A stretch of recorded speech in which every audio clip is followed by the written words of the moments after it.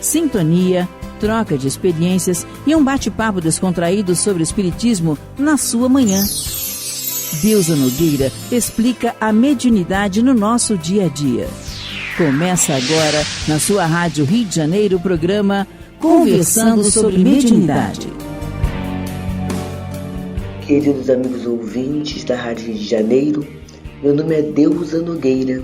Estamos nós conversando sobre a mediunidade. Neste momento, estudando a obra Seara dos Médiuns de Emmanuel, através de Francisco Cândido Xavier, editado pela Federação Espírita Brasileira. O tema é curiosidade. E esse tema, esse título, foi uma página recebida na reunião pública de 18 de janeiro de 1960. É um comentário da questão 31 de O Livro dos Médiuns, que vamos ver já já. Neste capítulo 3 de O Livro dos Médiuns, em que está inserido esse item 31, Kardec vem falando quanto ao método. E que método é esse? É um método de divulgação da doutrina espírita, porque quando a gente se torna espírita, a gente quer logo que todos tomem conhecimento desta linda novidade. A doutrina serve para todos nós como um ponto de alento, como um ponto de apoio, como proteção, como uma visão nova de vida, não é? Então a gente quer que todos sejam espíritas, mas tem que ter uma metodologia.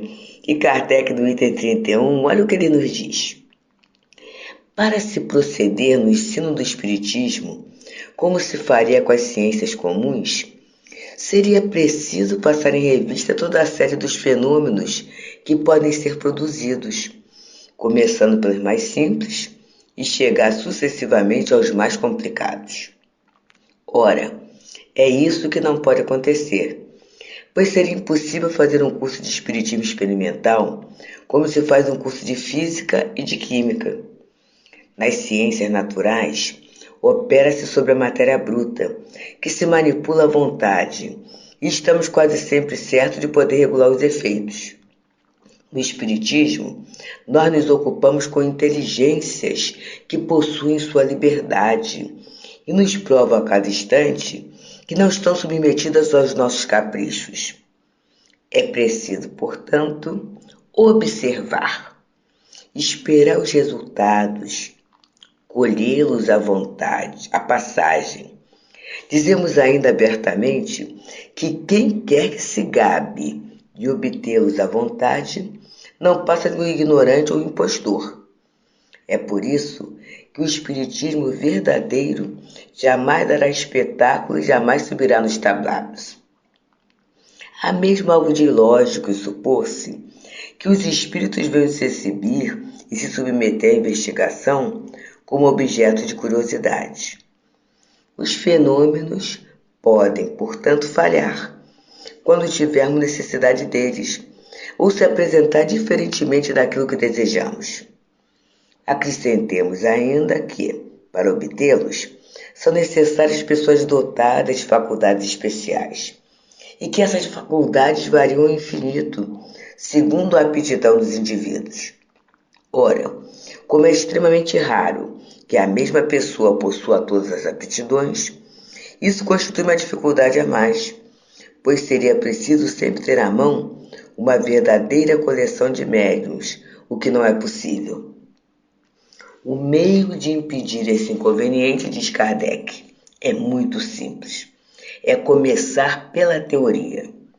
Aí, todos os fenômenos são passados em revista, são explicados, pode-se analisá-los, compreender a possibilidade deles, conhecer as condições em que podem produzir-se e os obstáculos que podem ser encontrados. Então, qualquer que seja a ordem em que as circunstâncias os conduzam, nada terão que possa surpreender. Esse caminho oferece ainda uma outra vantagem: poupar àquele que quer produzir uma imensidade de desilusões. Precavido contra as dificuldades, ele pode manter-se em guarda e evitar adquirir a experiência às suas custas. Desde que nos ocupamos com o Espiritismo, ser-nos-ia difícil dizer que o número de pessoas que vieram até nós, e dentre estas, quantas vimos permanecer indiferentes ou incrédulas na presença dos fatos mais patentes, e só se convenceram mais tarde através de uma explicação racional. Quantas outras finalmente foram persuadidas sem nada terem visto, mas unicamente porque haviam compreendido. É, portanto, por experiência que falamos. É também por isto que dizemos que o melhor método de ensino espírita é o de dirigir-se à razão, antes de se dirigir aos olhos. Esse é o método que seguimos nas nossas lições. E por isso, só temos que nos felicitar. Então, tem uma nota aqui. Nosso ensino teórico e prático é sempre gratuito. É uma nota de Kardec. Então, meus amigos, ele está falando aqui dessa pressa que a gente tem de convencer. E muitas vezes, se formos tocados pelo fenômeno, assistimos o fenômeno, a gente convida as pessoas para a reunião. Vamos lá que vai ter uma mensagem. Aí na hora que vem a mensagem, a gente que já está atento, que já está acostumado, que já está com o sentimento trabalhado, acessível àqueles ensinamentos, a gente fala para o outro assim, certinho, não viu? Certinho. E o outro que está chegando ali pela curiosidade, que está procurando o maravilhoso, o sobrenatural, ele não vê nenhuma lógica. E Kardec fala, não é, que surgiram os fenômenos, surgiu a pesquisa, muita gente foi atrás dele, muita gente. Mas ele fala que muitos saíram dali do mesmo jeito que entraram, sem nenhum convencimento. Mais tarde, quando foi dada uma explicação de forma racional, as pessoas compreenderam, porque ele diz que a produção do fenômeno ela tem leis, tem condições. Exige métodos especiais para promover aquele fenômeno. Não é uma situação aleatória. Então, tudo isso tem que ser bem visto, tem que ser pensado, né? Os espíritos são livres para se manifestarem. Então, eles não têm que atender à nossa vontade, ao nosso capricho. Então, é essa atenção. E aí Emmanuel nos traz essa página intitulada Curiosidade. E ele começa dizendo assim: a curiosidade, quando respeitável, é princípio da ciência, mas somente princípio. Sem trabalho perseverante, assemelhar-se-ia de certo ao primeiro passo de uma longa excursão, interrompida no limiar. Então, querer saber, indagar, pesquisar. Sou médium? O que é a mediunidade? Vou ter um trabalho numa casa espírita? Que trabalho é esse? Quais são as condições? O que a casa me oferece? O que eu posso oferecer? Isto aí é saudável. É como se nós estivéssemos nos assenhoreando de um terreno. Isso é saudável e importantíssimo para todos nós. Mas ele fala que é o princípio. Por quê? Se a gente permanecer o tempo todo indagando, ele diz que é como se fosse uma longa excursão que eu interrompo logo no começo. Então nem saiu, já começa a indagar. E eu pergunto tanto, que eu acabo perdendo o transporte. Eu acabo perdendo o objetivo. Eu acabo gastando o tempo que eu teria para a realização da excursão. E Emmanuel continua a nos alertar dizendo: e observando-se que o progresso é obra de todos, é preciso que o ceareiro da ação palmilhe a senda dos precursores para realizar o serviço que lhe compete. E aí a gente sempre olhar quem veio antes. A gente tem falado aqui na Casa Espírita. É claro que os tempos mudam. Mas é muito bom a gente saber como é que a casa começou, e quase sempre a casa tem aqueles companheiros mais antigos que trabalharam, que se esforçaram, e no momento que a doutrina espírita em muitas das casas não tinha esse direito de cidade como tem agora. Passaram por preconceitos, dificuldades materiais, dificuldades até morais, para estabelecer aquela casa, para estabelecer um trabalho no momento em que o acesso aos livros não era tão grande como temos hoje essa facilidade. Então, muitas vezes, eram os próprios espíritos benfeitores que vinham dar as instruções para que a tarefa se realizasse. Então, até que aquele trabalho fosse consolidado, houve tempo, dedicação, renúncia, reunião, muitas questões. Então, a gente é importante a gente olhar quem veio antes de nós, para partirmos com uma base a partir daquele momento. E continua ele trazendo alguns exemplos. Colombo descobre as terras do Novo Mundo, depois de anotar os apontamentos de Perestrelo. Então, tinha os apontamentos, ele estudou, ele teve a curiosidade de estudar. Mas a partir dali ele partiu para um trabalho. Ele partiu para a exploração, ele partiu para a ação. Planté articula os acumuladores de eletricidade sobre a forma de energia química, mas toma por base a pilha de volta. Então, sempre aproveitando o trabalho de quem antecedeu. Marconi, para alcançar o telégrafo sem fios, utiliza a experiência de Branly. Pasteur demonstra definitivamente a origem microbiana das doenças infecciosas, precedido, porém, por Davine e outros. Então, a gente, se hoje tem os alimentos que vêm em caixinhas, né, embalagem Tetra-Pak, essas questões todas, leite, molhos, tudo isso, a gente deve a alguém em que as pessoas riam muito, que ele falava do perigo daqueles seres microscópicos que ninguém via. Ué, se ninguém vê, como é que me ameaça? Mas essa ideia ele trabalhou e provou, mas já haviam outros cientistas que pensavam, que pesquisavam, que chegavam a essa conclusão.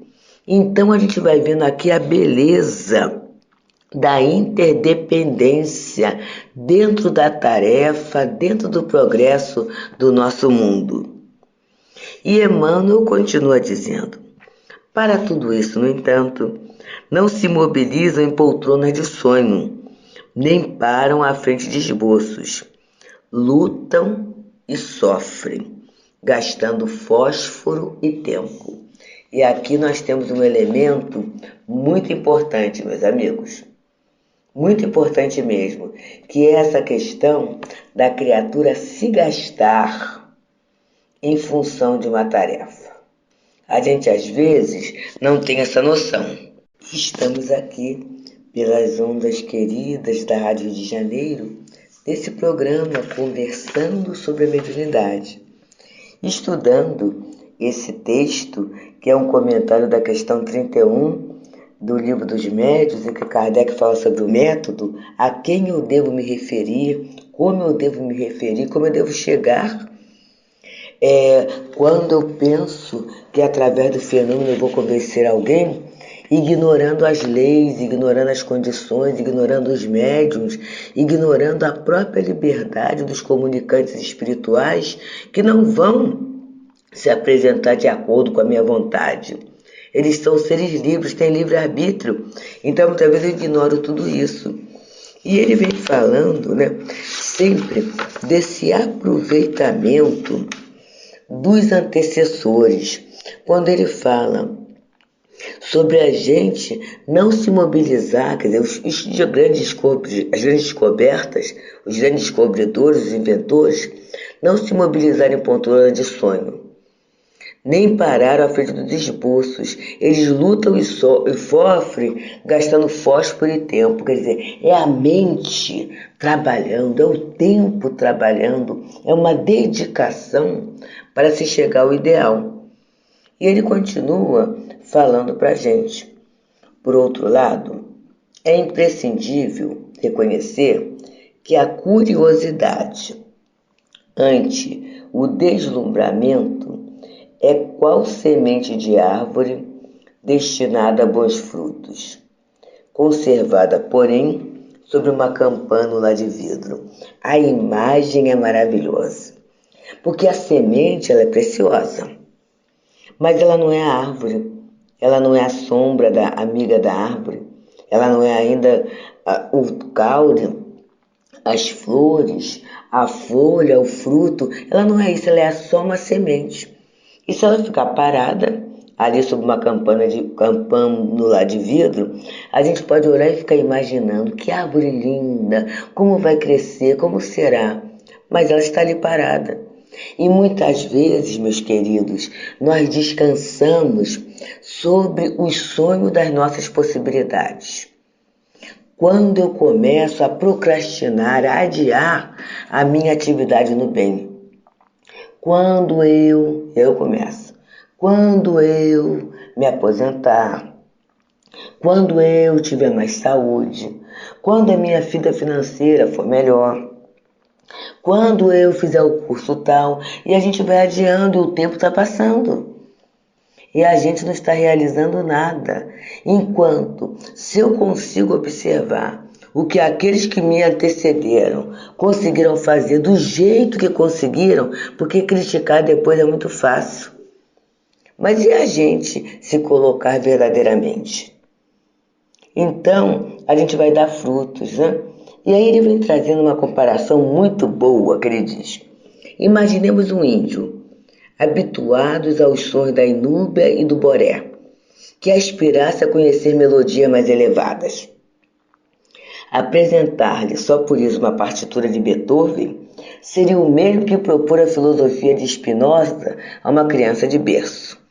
Então é isso, né? O índio, ele pode querer, o indígena, né? O indígena, ele pode querer ter esse anseio da música clássica, e existe já isso, né? A gente está vendo essa questão e a reencarnação nos explica bem esse conceito de povos primitivos vai mudando, né? Porque era um preconceito. A gente fala de povos originários. Então pode, numa aldeia indígena, reencarnar aquela criatura que tem o sonho de uma música melhor para o seu gosto, de uma música clássica, de uma composição mais elaborada. Ele pode querer isso, mas ele tem como instrumento o quê? A percussão, o instrumento de percussão que ele tem ali. Então, não vai adiantar eu apresentar uma partitura que ele não sabe ler ainda. Ele vai ter que ter uma iniciação musical. Ele vai ter que adaptar a sua voz, o seu aparelhamento fônico, né, a solfejar, como ele diz. E o que é o solfejo? É a gente, a partir do conhecimento da nota musical, que é a teoria, a gente praticar. E qual é a prática? É o ajuste, aquele som, aquele tom, aquela melodia, porque senão desafina. Senão não será certo, não poderemos aproveitar a beleza da harmonia. E para solfejar, e para cantar, e para aprender, a gente vai ter que gastar tempo. A gente vai ter que ter método, a gente vai ter que estudar, a gente vai ter que renunciar, a gente vai ter que ter a dedicação, o devotamento, para termos as alegrias da melodia e da harmonia. E Emmanuel continua nos colocando assim: não esperes assim que os espíritos angélicos venham ferir-nos o aprendizado, porque muitas vezes a gente quer assim, meus amigos espirituais, venham, interfiram, como a querer forçar uma manifestação, como a querer forçar uma revelação. A gente quer isso, como se eles fossem magos, como se eles fossem assim, potências, né? A ideia da farinha de condão, a ideia do maravilhoso, só, meus amigos, que eles, por serem espíritos evoluídos, eles sabem o valor da conquista através do aprendizado. Eles têm uma coisa chamada evolução. E aí, eles não vão forçar o nosso livre-arbítrio, eles vão esperar pelo nosso tempo. Querer a comunicação de espíritos superiores é mais do que lógico, é mais do que natural, porque querer a beleza, querer o bem, é o anseio de toda criatura sã. Mas para termos a saúde, né, para termos a conquista, é necessário o mérito, é necessário o esforço. E continua Emmanuel a nos falar assim: quaisquer recursos demasiados, transcendentes, que nos trouxessem, serviria apenas como fatores de encantamento inútil, à maneira de fogos de artifício, tumultuando a emoção dos meninos necessitados da escola. Então é linda também a paisagem, a passagem, porque a criança necessitada da escola, ela precisa de quê? De uma ambiência adequada, de uma metodologia adequada ao seu nível de maturidade, para que ele possa entender e conquistar o conhecimento. Assim também na mediunidade.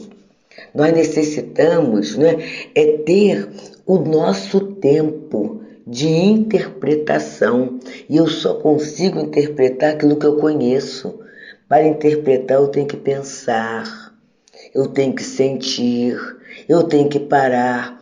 Não é no burburinho, no alarido, não é na euforia que eu vou conseguir ser esse intérprete dos bons espíritos.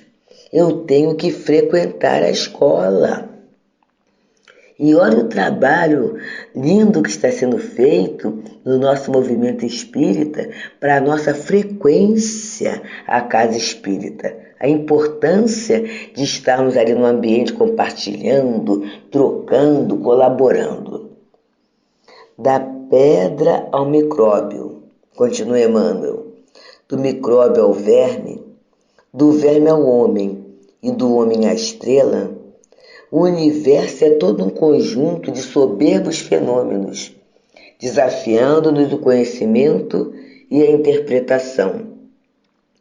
Também, na mediunidade, não aguardes concessões de pechincha. Aqui é maravilhoso. Que a gente às vezes acha que é pechincha? É aquele preço barato, né, de um produto que quase sempre é mais caro. E isso acontece nas liquidações, acontece na vida material, quando o produto às vezes não está saindo bem, ou quando uma loja quer atenção para ela, ela entra nesse aspecto dessas promoções, dessas pechinchas. E às vezes até no meio disso tem aquele produto que já está saindo da validade, né? Aquele produto que tem algum defeitinho e que na euforia a criatura acaba adquirindo. Então, mas a mediunidade não é assim. A mediunidade, ela não tem como objetivo enganar a ninguém, porque ela é uma lei de Deus, ela é um princípio natural. E o princípio natural, a lei de Deus, ela é a mesma, ela é a única, ela é perfeita, ela é imutável, ela é para a felicidade. Então, não seria lógico o médium, e aqui quando se fala em médium, não está se olhando apenas a produção do fenômeno, mas está se olhando o aproveitamento, a utilidade, tal qual a semente, que vai ter uma utilidade. Então não é assim de qualquer maneira que isso surge. E Emmanuel continua nos falando: há nos reinos do Espírito leis e princípios, novas revelações e novos mundos a conquistar. Esse é o maravilhoso processo que a Casa Espírita nos oferece. A gente chega com a mediunidade estrambelhada, quase sempre alguém falou que a gente precisava trabalhar logo, sentar-se à mesa mediúnica, e aí alguém prudentemente nos fala, vamos estudar, vamos conhecer as leis da mediunidade, os princípios que regem a vida, vamos conhecer a doutrina, vamos conhecer o que vai se abrir, o objetivo da mediunidade na sua vida é a finalidade. Mas aí Emmanuel continua e encerra dizendo assim, isso, entretanto, exige, antes de tudo, paciência e trabalho, responsabilidade e entendimento, atenção e suor. Que todos nós, queridos amigos, estejamos atentos dessa grande chamada que Emmanuel nos dá nessa lição intitulada Curiosidade. Muita paz. Deusa Nogueira explica a mediunidade no nosso dia a dia. Programa Conversando sobre Mediunidade.